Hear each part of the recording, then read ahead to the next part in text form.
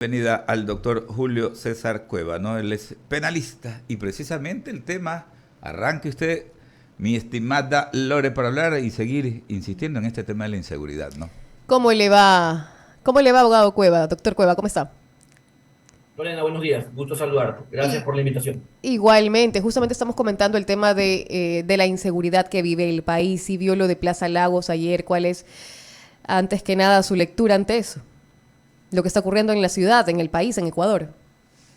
Bueno, estamos en manos de la delincuencia. Creo que eso es evidente, con una ausente política criminal, con una ausencia absoluta de planes de seguridad, con un gobierno preocupado de pagar las deudas en el extranjero en lugar de invertir en lo social. Porque, ojo, todo esto que nosotros vemos es consecuencia de la pobreza, ¿verdad? En cierta forma, pero la pobreza se combate con planes sociales, pues si usted no tiene planes sociales, es lógico que la gente busque otros medios para poder subsistir, y entonces viene ahí cuando ahí caen en manos de la delincuencia. Por eso usted ve niños de 14, de 15 años, de 13 años dedicados al sicariato, ¿no?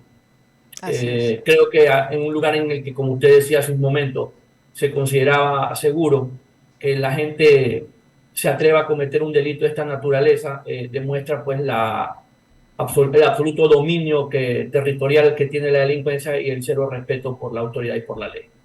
Usted como abogado penalista, doctor Cueva, a ver, qué es lo que se debe, o sea, legalmente, cuáles son las opciones que uno tiene en este caso como parte afectada, qué es lo que se tiene que hacer? Aparte, como ahorita como estamos viendo, el tema de los ladrones, de los asesinos que ingresan, bandas, o sea, líderes de bandas lamentablemente, ingresan a la cárcel y salen, hacen fiestas después donde están. O sea, es impresionante el tema de... Y también viene de la mano, como usted dice, el tema de la inseguridad con la parte de judicial. A ver, tampoco tenerlos presos en el Ecuador es una solución, porque las cárceles no son cárceles. Las cárceles son centros comando de operación de la delincuencia organizada, ¿verdad? Son centros de entrenamiento, de capacitación y de reclutamiento de la delincuencia organizada. Entonces, cuando usted mete a un capo a la cárcel, realmente no, en el Ecuador no lo está metiendo a la cárcel, lo está metiendo en el centro de operaciones de su organización, porque ahí están los líderes y casi todos los crímenes se ordenan desde ahí.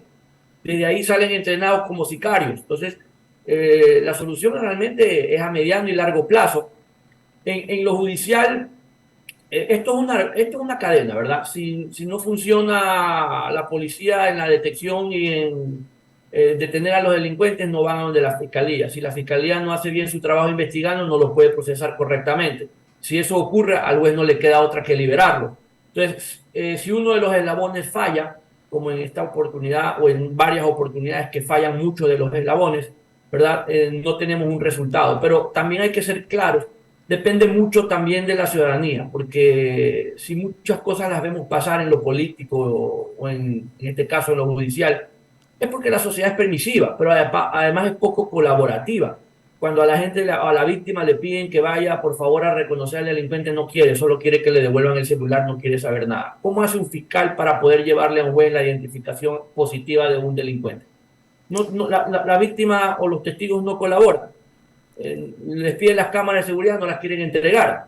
Entonces, si la ciudadanía no colabora con la fiscalía o con la justicia, pero además tampoco ejerce presión como debe de ejercer presión para que las cosas cambien, las cosas no van a cambiar.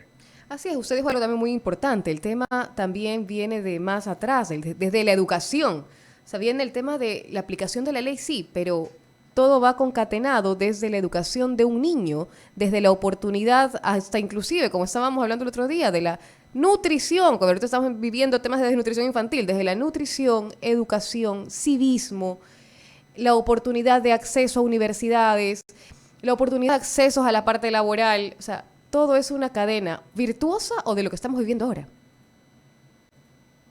Claro, porque, a ver, hace poco veíamos un niño dispararle a Así un es. policía.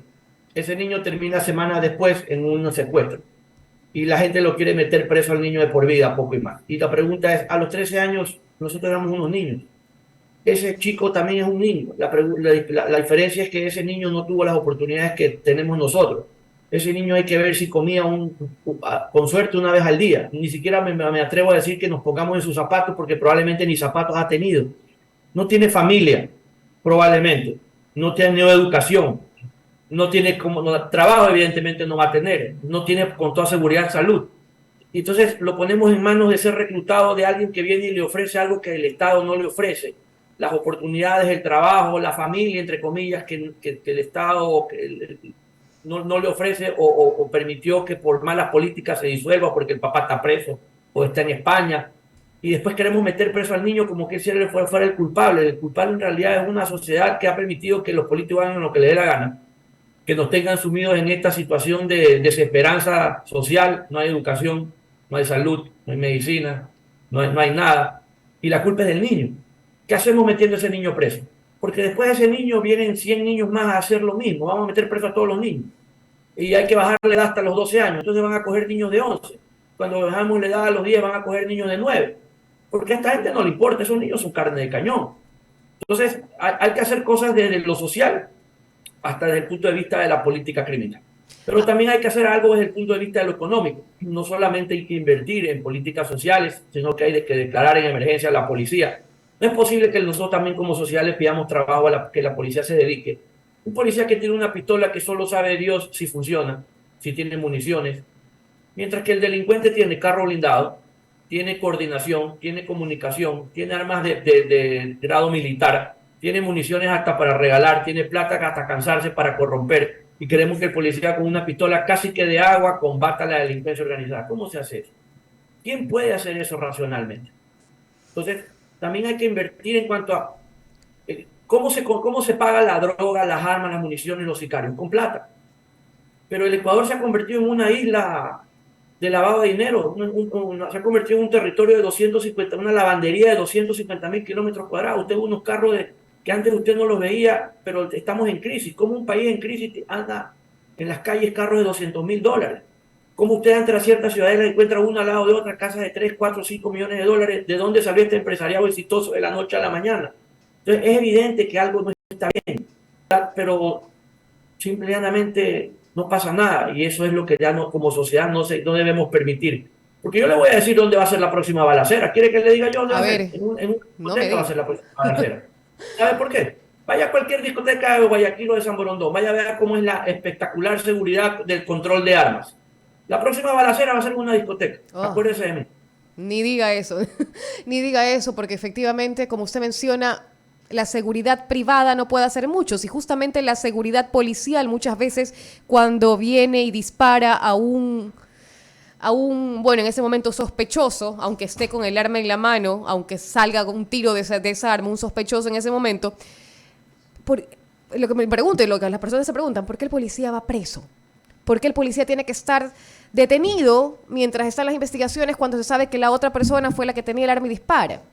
Entonces, ahí explíquenos un poquito cómo es ese proceso en el momento de que ocurre un evento de estos. A ver, eso es un procedimiento estándar en todas partes del mundo. Cualquier persona, policía o no, que realiza un disparo va preventivamente detenido hasta investigaciones, hasta que un parte policial o una investigación preliminar determine que él actúa en legítima defensa. Se lo pongo al revés. Supongamos que el que se defiende es un ciudadano común y corriente y en ese momento el ciudadano se queda ahí y dice: yo disparé, tengo permiso para el arma, aquí está el permiso, me defendí, estos señores me vinieron a asesinar, etcétera, etcétera. Y la policía dice: ya, ok, no hay problema, vaya, siga nomás. Van, revisan las cámaras de seguridad y se dan cuenta que era al revés. ¿Sabe lo que va a decir la ciudadanía? Policía de M, ¿cómo es posible? Lo tuvieron ahí, lo dejaron ir, les presentó un permiso, ni siquiera revisaron si era cierto, resulta ser que el sicario era él, no saben hacer su trabajo, estamos en las últimas. Eso es lo que va a decir la ciudadanía. Pongámonos de acuerdo, pues entonces. Pongámonos de acuerdo, porque también ese es otro problema. Nunca nos ponemos de acuerdo y las cosas las queremos jugar en las redes y así no funciona. Ese es un procedimiento estándar. Persona que realiza un disparo con o sin uniforme tiene que ser presentado ante una autoridad que se... Hubo problemas con la conexión. Estamos dialogando con el abogado Julio César Cueva. Él es penalista, abogado penalista. Estamos hablando de los temas de seguridad e inseguridad de la ciudad y del país, los procesos penales que esto incurre y efectivamente comentando todo lo que está sucediendo en ese tema, en torno al tema de inseguridad a propósito de lo que ocurrió el día de ayer en un reconocido centro comercial de San Borondón.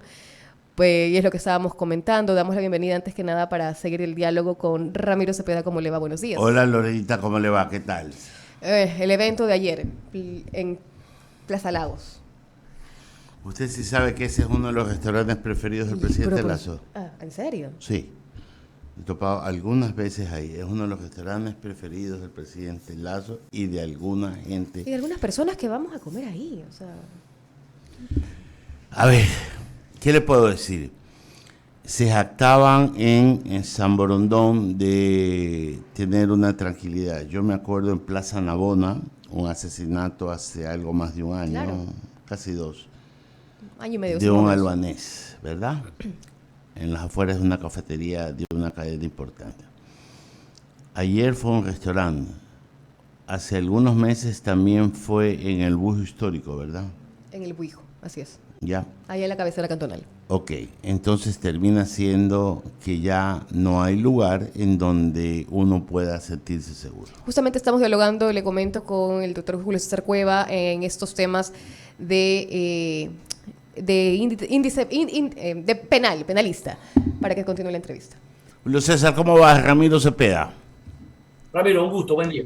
Yo entiendo los procedimientos que deben de seguirse y por supuesto las pericias para llegar a determinar el grado de responsabilidad o el uso equitativo de la fuerza. Yo no digo progresivo porque tiene que ser, a veces el de la autoridad debería ser mucho más fuerte que el del delincuente, pues tiene de su lado el guardar el orden, el neutralizar al delincuente, y generalmente van con una adrenalina bastante intensa, producto de algún consumo de algún estupefaciente o de cualquier otra cosa. Entonces, pero a mí me resulta bastante complicado. Hace unos días, yo no sé si la semana pasada, un señor que manejaba un carro atropelló a un delincuente que lo vio en pleno acto delictivo y lo mandó a la clínica, y no sé si falleció este delincuente o está muy grave, y lo quieren enjuiciar a este señor por tentativa de asesinato cuando ya no le queda otra cosa más a la ciudadanía que defenderse por sí misma, porque vemos la impotencia de la autoridad policial para poder disminuir o neutralizar a la delincuencia que ya nos ha superado a años luz. Entonces, cuando usted ve esta suerte de inequitativa aplicación de la justicia, aunque la letra muerta diga una cosa, ¿ante qué estamos? Bueno, el Ecuador actualmente está al borde de la anarquía. Nadie respeta nada, no solamente en temas de la delincuencia. El ciudadano común ya se acostumbró a no respetar nada, y ese es un problema. Porque el que no respeta la ley ya anda armado, mata al que le da la gana, pero el ciudadano común ha puesto el ejemplo, entre comillas, o en el mal ejemplo, porque el ecuatoriano promedio tampoco es conocido por ser respetuoso de la ley. Y ese es el problema. Ahora, la diferencia entre que yo le tire el carro a alguien y sea legítima defensa y sea tentativa de asesinato es la inmediatez. Si se produce en el momento en que se está realizando el intento de robo, de sicariato, eso es legítima defensa. Si yo después de que escapo voy y lo busco por el vecindario, lo veo mal parqueado, por así decirlo, al delincuente y le tiro carro encima, eso es tentativa de asesinato, definitivamente. Usted recordará, Ramiro, hace algunos años, un ciudadano de Los Ceibos vio cómo asaltaban a su esposa y a su hijo al salir de la casa en Ceibos. Y él siguió la moto en ese momento que estaba asaltando a su esposa y los estrelló contra un muro. No sé si murieron o quedaron heridos los delincuentes, pero fueron detenidos. ¿Y qué pasa? Y eso se manejó como legítima defensa. El señor estaba defendiendo, eso es legítima defensa de tercera persona. Y ahí no lo procesaron. Recuerdo que fue tan conocido el caso que incluso el presidente Correa en su momento en una sabatina dijo que eso era un caso evidente de legítima defensa. Entonces, entre la tentativa y la legítima defensa hay realmente un tema de inmediatez. Si es en ese momento en el que usted está siendo agredido, hay legítima defensa. Si es posterior, muy posterior, obviamente ya eso no es legítima defensa. El Ecuador está al borde de la anarquía, como decía yo, como consecuencia de una sociedad, porque esto no es un tema de solo delincuencia, que cree que la ley es una mera sugerencia. Y usted, si piensa lo contrario, pregunte para las estadísticas de los accidentes de tránsito. Eso es una consecuencia. Usted parémonos en cualquier, Ramiro nos lo invito a un café y lo tomamos en cualquier esquina del Ecuador y nos paramos a ver el tráfico 5 minutos y veamos cómo se comporta el peatón, el ciclista, el motociclista, el del taxi, el del bus, el del carro, el de la bicicleta.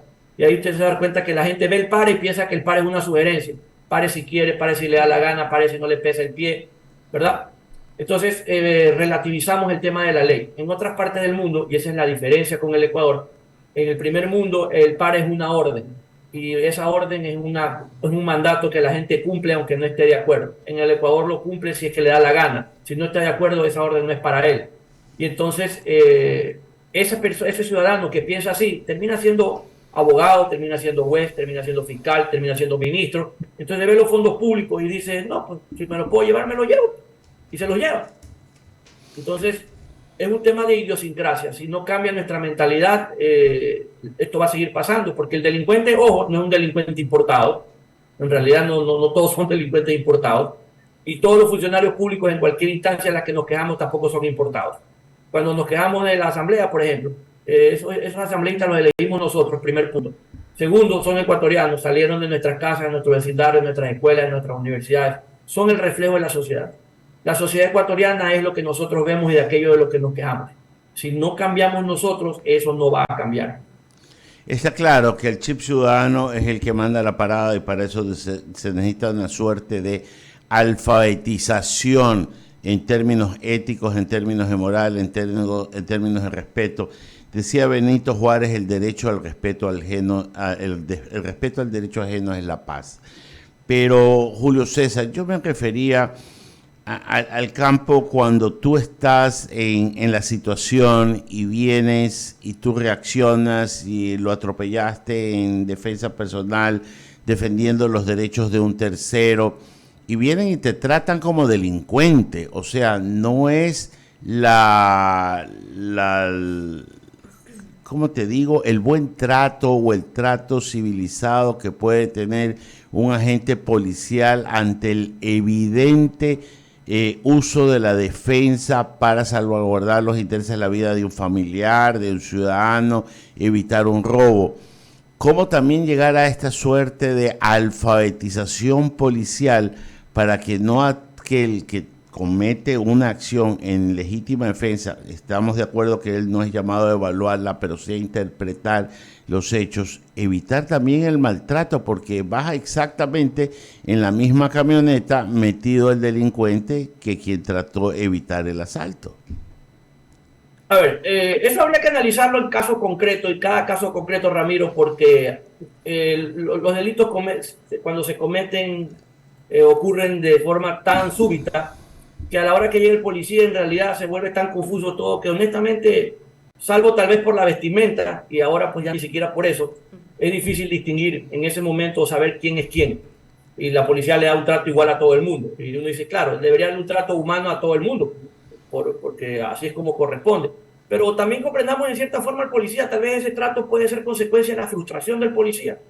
Porque el policía, como muchas veces vemos, ¿no? Se saca el aire, recibe el plomo, recibe el palo, recibe bala, y cuando lleva al delincuente, el que termina procesado el policía, o lo aflojan al delincuente, el delincuente lo amenaza, ese policía a la final no le han pagado mal, no ha dormido bien, tiene 36 horas trabajando, lo obligan a salir, o sale a trabajar con un arma en la que si disparan, no sabe si va a salir la bala o le va a dar tétanos.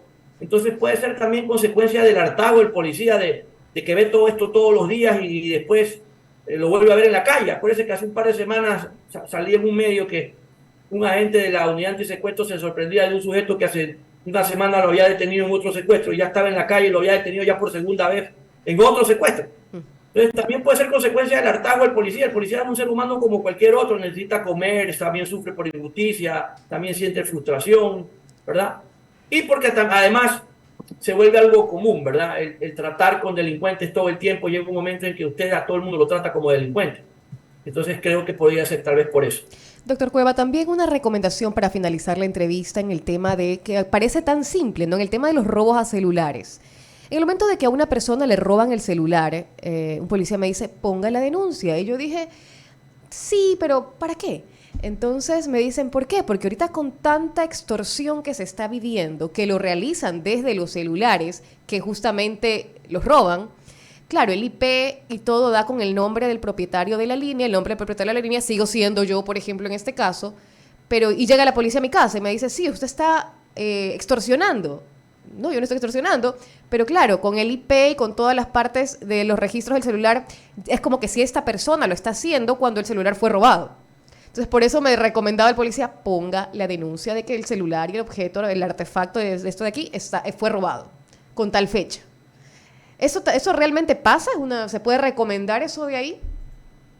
A ver, yo diría que sí, la denuncia hay que ponerla más por protección propia Exacto. que por la esperanza de que detengan al delincuente. No solo por eso, porque, por ejemplo, si le roban el carro, lo primero que usted tiene que hacer es llamar al 911 y dejar, porque la denuncia le va a tomar tiempo, porque en ese momento usted está preocupado de bloquear ¿Qué es lo que se hace? Entonces, lo primero que uno tiene que hacer es llamar al 911 y decir que le han robado. ¿Por qué? Porque eso queda grabado. Y queda grabado con día y hora, porque se lo pongo de esta manera. Y ya pasó en una ocasión. Le roban el carro a usted en este momento y usted dice, no, yo llamo después, porque ahorita, ¿qué va a hacer la policía? La denuncia, no lo deja botado ahí, ya después voy a primero a bloquear tarjetas, bla, bla, bla, bla. Pero es que tan pronto se llevaron su carro, a los 10 minutos fueron a matar a alguien y un testigo vio su carro. Va a ser bastante complicado para usted que después de 3 horas aparezca, se me robaron el carro. Cuando vean que ese carro, la placa coincide con el asesinato que ocurrió hace 2 horas, le van a decir, ¿y usted por qué no reportó? No, lo que pasa es que estaba bloqueando. Para hasta que usted salga de ese problema, créanme que es un verdadero y real viacruz. Tan pronto a usted le roban su vehículo, usted llama al 911, cosa que queda el registro y dice, en tal lugar, a tal hora, con placa, me robaron, queda el registro. Mañana o más tarde usted sale a la policía, vaya a pedir el registro, vea a qué hora yo llamé. La denuncia la pongo ahorita porque no he tenido tiempo por tales circunstancias. Primero. Segundo, el celular no solo se usa para extorsionar, se usa para estafar también.